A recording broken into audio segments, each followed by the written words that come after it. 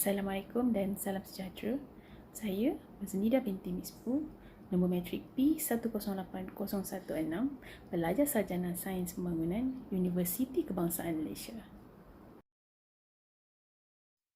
Hari ini kita akan berbicara mengenai bagaimana hendak memperkasakan komuniti mengenai kesihatan mental. Apa itu kesihatan mental? Menurut Pertubuhan Kesihatan Sedunia (WHO), kesihatan mental adalah keadaan kesejahteraan di mana individu menyedari keupayaannya sendiri, dapat mengatasi tekanan normal hidup, dapat bekerja dengan produktif dan bermanfaat serta mampu memberi sumbangan kepada komuniti. Setiap individu mempunyai tahap kesihatan mental yang berbeza. Kesihatan mental adalah sama seperti mana kesihatan fizikal. Apakah yang mempengaruhi kesihatan mental seseorang? Cara hidup seseorang itu diasuh, tahap pendidikan, agama dan budaya hidup, pengaruh persekitaran, keistimewaan, kelemahan dan pencapaian seseorang serta kesihatan fizikal. Kesihatan mental mempengaruhi kesihatan fizikal, kualiti hidup dan produktiviti seseorang. Kesihatan mental ini jika tidak diurus dengan baik, ia akan menjuruskan individu tersebut ke dalam gangguan mental seperti depresi atau anxiety. Terdapat dua strategi dalam melaksanakan advokasi ini, iaitu menyebarkan kesedaran tentang kepentingan penjagaan kesihatan mental dan meningkatkan kebolehcapaian bantuan khidmat berkenaan kesihatan mental. Sedaran mengenai kesihatan mental di kalangan rakyat Malaysia masih berada di tahap yang rendah. Dalam usaha menyebarkan kesedaran mengenai kesihatan mental, langkah-langkah advokasi berikut boleh dilaksanakan. Pertama, kempen hentikan stigma dan diskriminasi.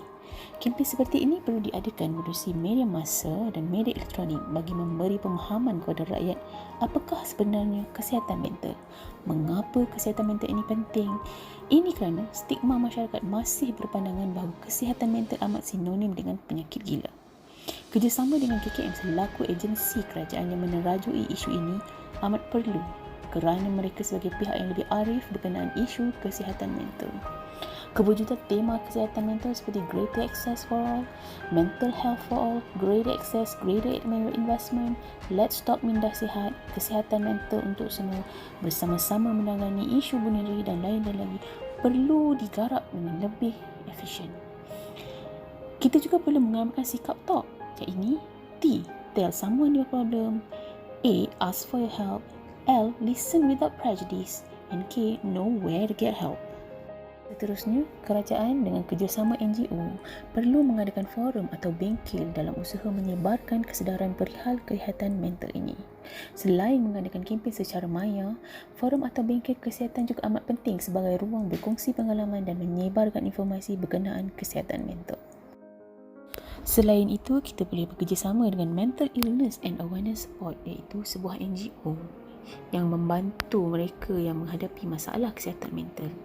Kita juga boleh mendaftar sebagai aktivis bagi mendapatkan ilmu tentang bagaimana hendak membantu mereka yang menghidap masalah kesihatan mental.